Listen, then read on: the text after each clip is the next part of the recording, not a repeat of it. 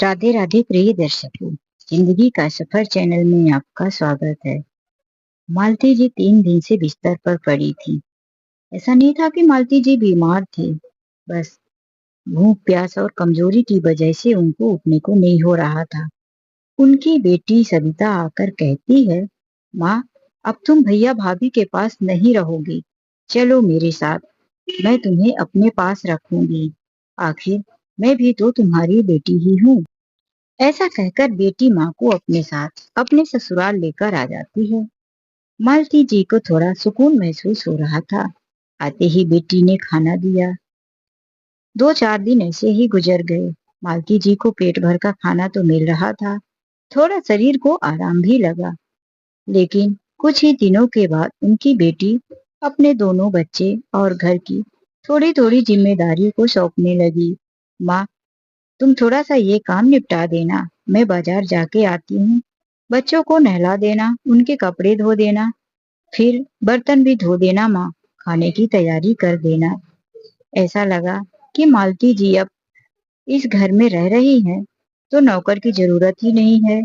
मालती जी भी सोचती, अपने ही बच्चे हैं, बेटी का घर है, अब जब रहना ही है तो रोज मेहमान बन के तो नहीं रह सकती। काम थोड़े कर दूंगी तो उसमें क्या बुराई। यही सोचकर मालती जी काम करने लगी थी।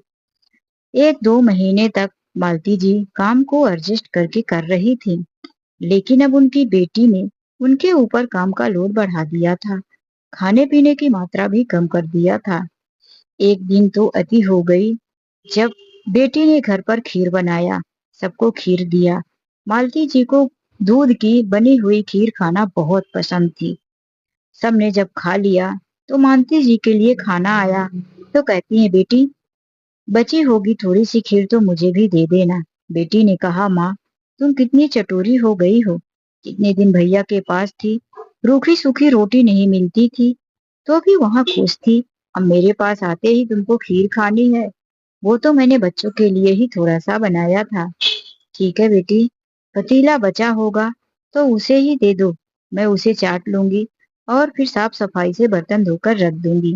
नहीं बचा है, वह तो मैंने कब का चाट कर रख दिया है, तुम बर्तन धो देना। यह कहकर वह कमरे में सोने चली गई।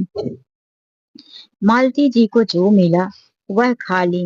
उनके मुंह में बार बार खीर की खुशबू को सूंघ कर पानी आ रहा था। जब खीर बन रही थी तो उनका मन बहुत प्रफुल्लित हो रहा था। आज काफी समय के बाद खीर मिलेगी। जब मालती जी किचन में गई तो देखी, एक कटोरी में थोड़ी सी खीर बची थी। उसमें चम्मच रखा हुआ था। वह खीर किसी के खाने की जूठी थी। मालती जी उसे उठा कर लाई और वह उसमें चम्मच से खरोच खरोच कर उसे चाटने लगी।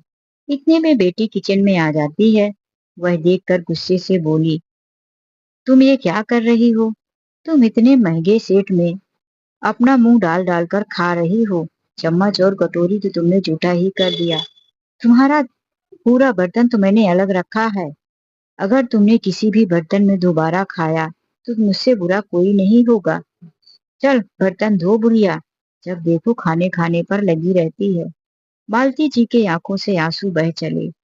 वह रोते हुए सोचने लगी कि आखिर मैंने इतना क्या बिगाड़ा है। भगवान, मेरी औलाद खुद की तो मुझे नहीं दिया। मालती जी जब शादी करके आई थी तो उनके पति के पहले से ही 2 बच्चे थे। माता पिता गरीब थे। मालती जी अपने पिता की पहली बेटी थी। इसके बाद भी 3 बेटियां थी। तो उनका 2 बच्चों के पिता का रिश्ता आता है। घर में सब कुछ ठीक ठाक था। घर बना हुआ था, थोड़ी बहुत जमीन थी। इसीलिए मालती के पिताजी ने कहा, पहले बड़ी बेटी का रिश्ता हो जाएगा, तब तो बाकी की 3 बेटियों का करूंगा। मेरी तीनों बेटियां शादी के लिए हैं और मेरी इतनी इनकम नहीं है। मालती जी से जब पूछा गया तो उन्होंने हाँ कहकर सिर झुका दिया। वह अपने पिता की मजबूरी और दुख को समझती थी। वह जब शादी करके आई, दोनों बच्चों को देखी, बड़े ही मासूम थे। एक बच्चा 4 साल का था तो दूसरा 1.5 साल का था। मालती जी ने दोनों बच्चों को गले से लगा लिया। बेटी सविता जो 1.5 साल की थी, उसे तो कुछ समय तक पता ही नहीं चला कि वह उनकी असली माँ नहीं है। दोनों बच्चे छोटे छोटे थे। मालती जी अपने कोख से अपने बच्चों को जन्म ना देने का फैसला कर लिया। जब उनके बच्चे 12-12, 15 साल के हो गए तो एक दिन उनके पति का बीमारी की वजह से निधन हो गया। मालती जी का सहारा वही दो बच्चे थे जिन्हें उन्होंने अपने सीने से लगाकर अपनी औलाद से भी बढ़कर पाला था। मालती जी दोनों बच्चों को पढ़ाती लिखाती असली माँ की तरह अपनी जिम्मेदारियां निभा रही थी। बड़े बेटे को पढ़ा लिखा कर उसकी शादी कर दी। पिता के ना होने के बाद अब पिता की संपत्ति बेटे के ऊपर ही जानी थी। मालती जी ने कोई रोक टोक नहीं लगाया, उस प्रॉपर्टी का अधिकारी बेटे को बना दिया। बेटे के घर में माँ रहने लगी। बहू को भी जब पता चल गया कि यह मेरी सौतेली सास है तो वह भी उन्हें नौकर की तरह रखती, या कि अब वह रखना भी नहीं चाहती थी।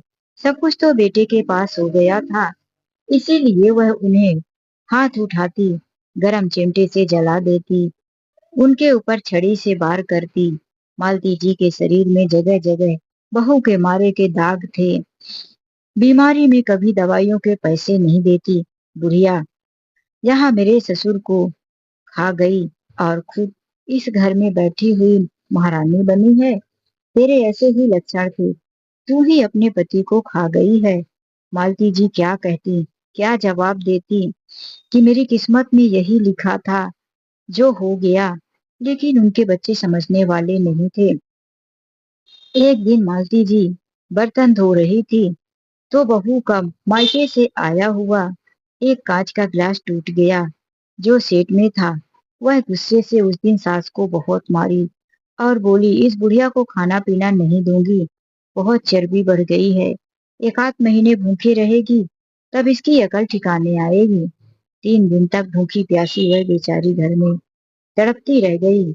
उसी दौरान उनकी बेटी सविता अपने भाई के घर मिलने जाती है।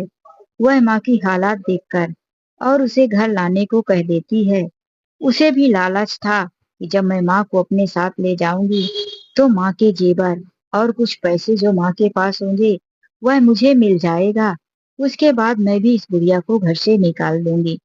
लेकिन जब सविता को पता चलता है कि माँ के पास तो कुछ भी नहीं है, भैया और भाभी ने जो भी था सब कुछ पहले से ही ले लिया, तो वह भी माँ के साथ गलत व्यवहार करने लगी। आखिर वह भी तो सौतेली बेटी ही थी, वह कौन सी सगी बेटी थी जो माँ के साथ अच्छा व्यवहार करती। मालती जी रोती और यही कहती कि मैंने अपनी कोख से औलाद पैदा इसीलिए नहीं किया कि इन दोनों बच्चों को मैं अब माँ का प्यार दे सकूं, कहीं मेरी ममता बट ना जाए। इसीलिए खुद को बांझ बना दिया, कभी अपने बच्चे को जन्म नहीं दिया और आज वही बच्चे उन्हें सौतेली माँ का दर्जा देकर बुरा साबित कर दिए थे। यही सोचते सोचते वह बर्तन धो रही थी कि आज उनके हाथ से बेटी के घर पर भी एक कांच की कटोरी टूट जाती है। कटोरी टूटने की आवाज इतनी तेज होती है कि पूरा घर झन्ना जाता है। उनकी बेटी दौड़ कर आई और देखी कि उनका महंगा कांच का सेट टूट गया है। वह जोर से चिल्लाई, बुढ़िया तूने तो मेरा सेट बिगाड़ दिया। तुझे पता है यह सेट मेरे पति जी विदेश गए थे तो वहां से लेकर आए थे। अब वह यह देखकर कितना दुखी हो जाएंगे। वह दौड़कर पीछे से बूढ़ी माँ के बाल पकड़ लेती है और कहती है, रहने दे, तू मेरे बर्तन मत धो, तेरे से अच्छा तो मैं नौकरानी बना रख लूंगी। यहाँ तू एक पैसे लेकर नहीं आई, सब कुछ अपने उस लाडले बेटे के नाम कर दी और मुझे यहाँ आकर बोझ बन गई है। वह बाल पकड़ते हुए बाहर लेकर आई। लाठी और छड़ी से बेटी ने भी आज हाथ उठाया, बहुत पीटा, घुटने में खून निकलने लगा। दोनों हाथ से छड़ी रोकने की कोशिश की तो उंगलियों के बीच में भी फट गया, खून बहने लगा। इतने पर भी वह गुस्से को कंट्रोल नहीं कर पाई। अपनी स्कूटी की चाबी निकाली और बुढ़िया का बाल घसीटते हुए बोली, चल बुढ़िया पीछे बैठ। एक पल के लिए मालती जी को लगा कि शायद मुझे हॉस्पिटल लेकर जा रही है, लेकिन वह तो घर से 2 किलोमीटर दूरी स्कूटी चलाते हुए ले गई और एक सुनसान जगह पर पेड़ के नीचे छोड़ दिया और बोली, बुढ़िया, आज के बाद तू कभी लौट कर मत आना। और हाँ, कोई पूछे तो मेरा तो नाम लेना भी मत कि मैं तेरी बेटी हूँ। तेरा और मेरा कोई रिश्ता नहीं है।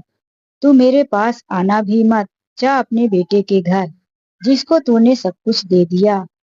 यहाँ अपनी बीमारी और अपनी सड़ी सी शक्ल लेकर मेरे घर आई थी। मुझे लगा कि बुढ़िया के पास कुछ तो होगा जो मुझे मिलेगा। वह बड़बड़ाती हुई और एक लात ऊपर से मारी और स्कूटी चलाकर वापस घर आ गई। मालती जी वहीं दर्द से कराहती हुई बैठी रही, रोती रही, लेकिन उनको अभी कोई सहारा ना मिला। उनसे खड़ा भी नहीं होया जा रहा था। घुटनों में काफी दर्द हो रहा, चोट आई थी, खून बह रहा था।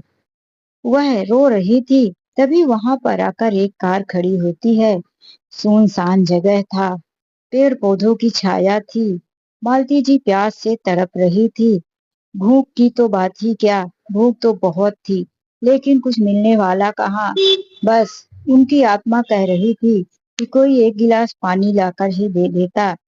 उस कार से चार पांच नौजवान लड़के उतरते हैं और कार के ऊपर रखकर केक काटने लगते हैं। मालती जी उस केक की तरफ तरफ देखकर मुंह में जीभ फेरने लगती है, होठ चाटने लगती है। तभी उन लड़कों की नजर पड़ती है। वह आंटी को देखकर उनकी तरफ थोड़ा डर से जाते हैं। सुनसान जगह में यह बुरी औरत कौन है? तभी वह उठकर जमीन पकड़ते घसीटते हुए उन बच्चों के पास जाकर कहती है, पानी, एक गिलास पानी दे दो बेटा, बड़ी प्यास लगी है। एक लड़का जिसका आज जन्मदिन था, वह अपने दोस्तों के साथ शहर की भीड़ भाड़ से अलग शांत दुनिया में अपना जन्मदिन मनाने की कोशिश किया था, लेकिन वहां उसे वह बुढ़िया दिख गई। वह उन्हें देखते ही रह गया। तभी उसने अपने बॉटल से पानी निकाला और दिया। बूढ़ी माँ ने बॉटल का पानी देखते ही देखते गटगटा गई और तेज तेज सांसें लेने लगी। बच्चों ने अपना जन्मदिन मनाया और उस बूढ़ी औरत के पास केक लेकर गए। देखा तो उनके घुटने से खून बह रहा था। साड़ी उसी घुटने में चिपकी हुई थी। उनके हाथ के टेहनी में और माथे से भी खून बह रहा था। नाक से भी थोड़ा थोड़ा खून निकल रहा था। बच्चों ने पूछा, दादी, तुम यहाँ क्या कर रही हो? इस सुनसान जगह पर अकेली? तुम्हारा घर कहाँ है? लेकिन उन्होंने अपना कुछ नहीं बताया। बेटा, मैं ऐसे ही रोड में भीख मांगती फिरती हूँ। एक गाड़ी ने मुझे ठोकर मार दिया, जिससे मेरे शरीर में चोट आई है और मैं हिल भी नहीं सकती। मुझे किसी क्लिनिक से एक गोली लाकर दे दो। शरीर में बहुत दर्द है। या कि मुझे किसी सरकारी अस्पताल में छोड़ दो। तुम्हारा बड़ा एहसान होगा।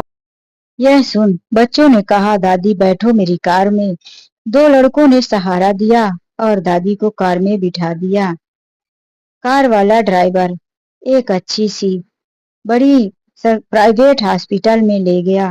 दादी देखते ही कहने लगी, बेटा, यह तो बड़ी साफ सफाई वाली अस्पताल है। मुझे नहीं लग रहा कि यह सरकारी होगी। मुझे किसी सरकारी अस्पताल में लेकर चलो, मेरे पास पैसे नहीं हैं। उस लड़के ने कहा, चिंता मत करो दादी, अब तुम्हें कुछ नहीं होगा। मैं तुम्हारा पूरा इलाज करवाऊंगा और तुम यहीं से ठीक होकर जाओगी। वह लड़का अंदर हो गया। दवाइयां शुरू हो गई। दादी ने कहा, बेटा, तुम मुझे अस्पताल में छोड़कर चले जाओगे तो मैं बिल कहाँ से भरूंगी? मैंने तो पहले ही कहा था मेरे पास कुछ नहीं है। मैं ना कुछ सोने का पहनी हूँ ना चांदी का, यही एक फटी साड़ी और तकलीफ के अलावा। उस लड़के ने कहा, दादी, तुम चिंता क्यों करती हो? मैं तुम्हें ऐसे ही साल में नहीं छोड़ूंगा। दवाइयां शुरू होती गई। लड़का दवाइयों का बिल भरता गया। दादी को वहां 2 दिन 3 दिन तक रखा गया, क्योंकि पैर में गहरे घाव आ चुके थे। सिर से भी काफी खून बह रहा था, जिसे ग्लूकोज चढ़ाना था। 2 दिन तक दादी को बेड रेस्ट हॉस्पिटल में ही करवाना था। चाहता तो छुट्टी ले भी सकता था लड़का, लेकिन उसने सोचा कि दादी को यहाँ आराम मिल जाए उसके बाद ही लूंगा। वह 3 दिन के बाद जब दादी को वहां से लेकर गया एक बहुत बड़े फार्म हाउस में, जिसमें लिखा था मालती हाउस। दादी ने अपना नाम पढ़ा और कहा, बेटा, मेरा भी नाम मालती है। क्या तुम्हारी माँ का नाम मालती है? लड़के ने कहा, दादी अभी भी नहीं पहचाना। मैं तुम्हारा पोता किट्टू। मैं तो विदेश चला गया था। तुम भूल गई क्या मुझे? दादी ने अपनी नजरों पर जोर डाला। जो किट्टू कभी कम उम्र में विदेश गया था, अब विदेश से लौटा तो काफी लंबा चौड़ा और सुंदर से बाल हैंडसम दिख रहा था। किसी बहुत बड़े घर का लड़का लग रहा था। दादी ने कहा, बेटा, काफी समय पहले देखी थी, नजरें धोखा खा गई, नहीं पहचान पाई। वह अपने कांपते हुए हाथों से किट्टू के गालों को सहलाने लगी। दादी ने पूछा, यह घर किसका है और इसमें मेरा नाम? तो किट्टू ने बताया, दादी, यह तुम्हारा ही घर है। पापा ने इसे फार्म हाउस के रूप में मुझे खरीद कर गिफ्ट दिया है, लेकिन वह सब कुछ तुम्हारे पैसे से ही दिया। मैंने तुम्हें यहाँ एडमिट करने के बाद वकील से जल्दी से बात किया और फिर सब कुछ 2-3 दिन में करवा दिया। यह प्रॉपर्टी मैंने तुम्हारे नाम पर ट्रांसफर कर दिया है। जल्दी ही रजिस्ट्रेशन भी हो जाएगा। यह सुन दादी कहने लगी, ऐसा क्यों किया बेटा? मुझे अब कौन सी धन संपत्ति की जरूरत है? किट्टू ने कहा, दादी, मैं सब जानता हूँ। तुम्हें पापा और बुआ ने मिलकर कितना परेशान किया। तुमने पापा और बुआ के लिए क्या क्या नहीं किया। तुमने अपनी औलाद को जन्म नहीं दिया। पापा और बुआ से तुमने कितना प्यार किया। जब हम छोटे थे तो तुम हमसे भी बहुत प्यार करती थी। मम्मी को भी बेटी की तरह रखती थी। लेकिन सब लोग तुम्हारे इस एहसान को भूल गए। सिर्फ एक ही शब्द याद रखे कि तुम उनकी असली माँ नहीं हो। तुम्हारी कोख से उन लोगों ने जन्म नहीं लिया है, उसी की सजा तुम्हें मिल रही है। तुमने इतना अच्छा नेक काम जो किया, वरना आज पापा और बुआ ना जाने कहाँ दर दर की ठोकरें खाते। अगर कोई कठोर दूसरी माँ आई होती, उनके अपने बच्चे होते, तो पापा को तो फूटी कौड़ी नहीं मिलती। पढ़ाई लिखाई की तो बात ही अलग है। वह रुआंधा सा हो गया और मालती जी भी रोने लगी। फिर मालती जी ने देखा कि वहां एक लड़की की फोटो रखी थी। वह कहने लगी, बेटा, ये किसकी फोटो है? किट्टू ने बताया, दादी, इसी लड़की से मैं शादी करना चाहता हूँ। पापा मम्मी ने मेरे लिए पसंद किया है। अब तुम आ गई हो तो सब कुछ बहुत अच्छे से होगा। दादी, मैं थोड़े समय के लिए बाहर जाऊंगा, तुम यहाँ आराम से रहो। किट्टू नौकर चाकर को बोलकर वहां से चला जाता है। जिस लड़की से अभी वह शादी करने वाला था, वह विदेश में थी, 15-20 दिन के बाद आने वाली थी। इसीलिए सोचा कि मैं कुछ काम निपटा लेता हूँ। अपने पापा मम्मी को सबक सिखाने के चक्कर में वह घर से बाहर चला जाता है। लेकिन जिस लड़की से शादी होने वाली थी, वह वहां का काम कैंसिल कर दी थी किसी वजह के कारण और वापिस इंडिया आ गई। आते हुए किट्टू से मिलने पहुंची। किट्टू के फार्म हाउस पर एक बूढ़ी औरत को देखकर वह गुस्से से चिल्लाई, यह भिखारन कौन है और यहाँ क्या कर रही है? नौकरों ने बताया कि यह किट्टू की दादी है। लेकिन उस लड़की जिसका नाम नेहा था, उसने कहा, अभी कुछ महीने पहले ही तो किट्टू की दादी का स्वर्गवास हो गया था। और किट्टू ने बताया कि मेरी दादी का श्राद्ध वगैरह गांव में हो रहा है, फिर यह जिंदा कैसे हो गई? यह कोई फ्रॉड है, निकालो यहाँ से। नौकरों ने बहुत समझाया। किट्टू साहब मना करके गए हैं कि अगर दादी को कोई तकलीफ हुआ तो किसी की खैर नहीं। नेहा ने कहा, मैं सब संभाल लूंगी, पहले तुम इस बुढ़िया को निकालो। किट्टू भोला भाला है, नहीं समझता, और ऐसे फ्रॉड लोगों को मैं अच्छी तरह से जानती हूँ, इमोशनल कर देते हैं। नौकरों ने उनकी बात मानकर निकाल दिया। जब दादी को बाहर निकाल देते हैं, वह रोड में भीख मांगने लगती है और शाम को उसी फार्म हाउस के बाहर रात गुजारती है। ऐसे ही करते करते 15 दिन बीत गए थे। और मालती जी इतने बड़े फार्म हाउस की मालकिन होने के बाद भी फिर से रोड पर भीख मांगने पहुंच चुकी थी। उधर किट्टू जब अपने घर लौटता है तो देखा, कार खड़ी किया तो बाहर ही उसकी दादी रोड के किनारे भीख मांग रही थी। फटी पुरानी मैली साड़ी, सफेद बाल जिसमें धूल जमे हुए। यह देखकर वह आश्चर्य में पड़ गया कि दादी को क्या हो गया। इतना बड़ा बंगला, नौकर चाकर, दादी की सेवा के लिए सब कुछ तो रख कर गया था। वह उतरकर फिर दादी के पास गया। दादी, तुम्हें क्या हो गया है? अपने पोते पर भरोसा नहीं। इतना बड़ा महल जैसा फार्म हाउस छोड़कर यहाँ रोड पर तुम भीख मांग रही हो। दादी ने सारी बात बताई। उसे बहुत गुस्सा आया। वह दादी को पकड़कर अंदर ले गया और जोर से चिल्लाया, नेहा, तुम्हारी हिम्मत कैसे हुई मेरी दादी के साथ इतनी बड़ी बदतमीजी करने की? उसने उसकी दी हुई अंगूठी निकालकर टेबल पर रख दिया। अगर तुम्हें मेरी दादी पसंद नहीं है तो मेरा रिश्ता यहीं से कैंसिल समझो। मैं नहीं जानता कि बड़े बुजुर्गों के लिए तुम्हारे मन में ऐसे ख्याल हैं।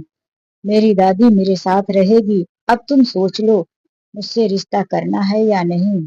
यह सुनकर वह बहुत घबराई, सर झुका लिया और बोली, किट्टू, याद करो, तुमने ही तो बताया था कि तुम्हारी दादी इस दुनिया में नहीं रही। उनका क्रियाकर्म हो रहा है, लेकिन तुम घर नहीं पहुंच पाओगे। और फिर अचानक से यह दादी, किट्टू ने कहा, वह सब मेरे पापा मम्मी का किया हुआ काम था। दादी की संपत्ति और सब कुछ अधिकार जमाने के लिए जिंदा ही दादी के घर पर कब्जा किया और उनका स्वर्गवास होने का बहाना बनाया और जिंदा ही क्रियाकर्म कर दिया। असलियत तो ये है कि मेरी दादी कभी मरी ही नहीं थी, दर दर की ठोकरें खा रही थी। वह दादी से और किट्टू से माफी मांगने लगी। दादी ने कहा, भूल हो गई है, बच्ची है, माफ कर दे बेटा। किट्टू दादी के कहने पर माफ कर देता है नेहा को। अब उसने एक चाल चली दादी के दिए हुए दुखों को बदला लेने का। वह घर चला जाता है और नेहा उसी फार्म हाउस में दादी के साथ रहती है। वह घर में होता है, अपना मोबाइल चला रहा सोफा में बैठा है। तभी एक डाकिया आता है। वह एक लिफाफा देकर कहता है, मालती जी का लिफाफा है, उनकी साइन चाहिए। मालती जी का बेटा कहता है, वह तो नहीं है, मेरी साइन चलेगी क्या? डाकिया कहता है, कोई बात नहीं, आप कौन हैं? तो वह कहता है, मैं उनका बेटा हूँ।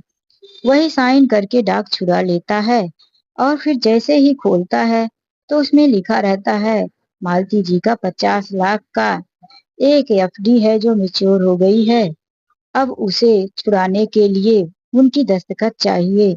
वह एफडी उनके पति द्वारा की गई थी। 50 लाख पढ़ते ही मालती जी के बेटे के चेहरे पर चमक आ जाती है। वह कहता है, माँ को ढूंढना पड़ेगा। तभी किट्टू ऊपर देखता है और वह समझ जाता है कि पापा चाल में फंस रहे हैं। लेकिन वह बेटे के सामने कुछ नहीं बोलता। अपने कमरे में जाकर अपनी बहन को फोन करता है, अरे सत्ता, तूने माँ को कहाँ छोड़कर आ गई है? तुझे पता है माँ के नाम 50 लाख की एफडी है। यह बुढ़िया तो किसी को बताई ही नहीं थी, आज जाकर पता चला है। जल्दी से ढूंढ कर ला और साइन कर दे। पता नहीं है बुढ़िया साइन करेगी भी कि नहीं। सरिता कहती है, क्यों नहीं करेगी, हमें बहुत अच्छी तरह से आता है इस बुढ़िया से साइन करवाना। वह भी जल्दी से आ जाती है। 50 लाख नाम का सुनकर सोचती है कि अब तो मैं भी आधे से आधा पैसा लूंगी। यहाँ किट्टू भी पीछे पीछे आ जाता और कहता है, पापा, क्या बातें चल रही है? क्या दादी अभी जिंदा है? अगर जिंदा है तो आपने झूठ क्यों बोला? कि वही मालती के बेटे कहता है, अरे तुम क्या जानो, अब मुझे क्या पता जिंदा है कि नहीं। किट्टू बाहर निकल जाता है और कुछ ही समय बाद दादी को लेकर लौटता है और कहता है, ये रही दादी, देख लो पापा, दादी तो जिंदा है। फिर क्यों कह रहे थे कि दादी मर गई? वह अपने घर आई हुई माँ को देखकर बहुत खुश होता है कि अब इस बुढ़िया से साइन करवाना कितना आसान है। वह जाकर पैर पकड़ता है, अरे माँ, मैंने तुमको कहाँ कहाँ नहीं ढूंढा, तुम कहाँ चली गई थी? मालती जी पीछे हट जाती हैं और कहती हैं कि मुझे सब कुछ बताया किट्टू ने। मेरा कोई 50 लाख की एफडी हो गई है। अब दो मैं साइन करूं और अपने पैसे निकाल लूं। यह सुनकर वहां बेटी भी आ जाती है और कहती है, बुढ़िया, तुझे 50 लाख क्या, 5 रुपए नहीं मिलेंगे। ले, तू जल्दी से साइन कर और यहाँ से निकल जा। यह सब देखकर किट्टू चोरी चोरी वीडियो बना रहा था, लेकिन माँ ने मना किया कि मैं ऐसा कुछ नहीं करूंगी, किसी पर भी साइन नहीं करूंगी। बेटा भी आकर लाठी ले खड़ा हो जाता है। भूल गई वह मार, जो मैं मार मार के तुझे बेहोश कर देता था। अगर साइन नहीं किया तो अब उससे भी ज्यादा मार पड़ेगी। बेटी भी अपने गुनाहों को कबूल करे जा रही थी। अरे मेरे घर पर गई थी यह, मैंने इसे ऐसा सबक सिखाया, ऐसा पीटा कि 1 आध महीने इसके घुटने सीधे नहीं होंगे। पता नहीं कैसे ये बुढ़िया पैरों पर वापस खड़ी हो गई। दोनों भाई बहन अपनी बहादुरी की बातें कर करके और अपने ही गुनाहों को बोले जा रहे थे। इधर किट्टू सारी चीजें रिकॉर्ड कर रहा था। अभी तक माँ साइन करने को तैयार नहीं थी कि बेटी ने बाल पकड़कर कहा, बुढ़िया, तेरा सिर दीवार में ठोकर मार दूंगी, फिर तू साइन करेगी उसी खून से। लेकिन तभी किट्टू पहुंच जाता और कहता है, खबरदार बुआ, अगर दादी को जरा सा भी चोट आई तो तुम दोनों जेल की हवा खाते हुए नजर आओगे। तुम दोनों की सारी करतूतें मैंने इस मोबाइल में रिकॉर्ड कर दिया है। यह सुनकर बुआ कहने लगी, किट्टू क्या बात कर रहा है बेटा? तेरे पापा ने भी तो दादी को परेशान किया, मैंने तो कुछ किया भी नहीं, और तू जेल भेजेगा? अब तो अपने पापा और बुआ को ही जेल भेजेगा। हाँ भेजूंगा। यह कहकर किट्टू ने दोनों को जोर से आवाज दिया, तुम लोगों ने एक बूढ़ी दादी पर इतना अत्याचार किया है, अब सीधे सीधे यह लो, जो पेपर मेरे हाथ में है उसमें तुम दोनों साइन करो, नहीं तो यह वीडियो जो मेरे पास है इसे पुलिस के पास भेज दूंगा। किट्टू ने एक पेपर में निकाला, जो पेपर सब दादी का था। उसने लिखा था कि वह सारी प्रॉपर्टी अपने बेटे से वापस ले रही है, क्योंकि वह प्रॉपर्टी अभी उनके पति के नाम पर थी। पति की प्रॉपर्टी पहले पत्नी के नाम आएगी, उसके बाद उनका मन जिसे होगा वह देगी। यह पेपर में लिखा था। मजबूरी बस, डर के मारे दोनों बेटों ने साइन किया। सारी प्रॉपर्टी वापिस से मालती जी के हाथ लग गई।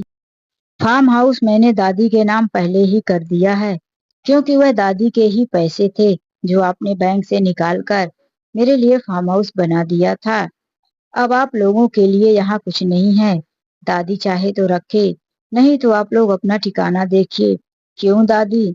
दादी को अब सहारा मिल चुका था। उसने कहा, बेटा, हम इन लोगों को 1 मिनट यहाँ नहीं रखना चाहते। इन लोगों को बोल दो कि मेरे घर से चले जाएं, वरना वकील बुला दो।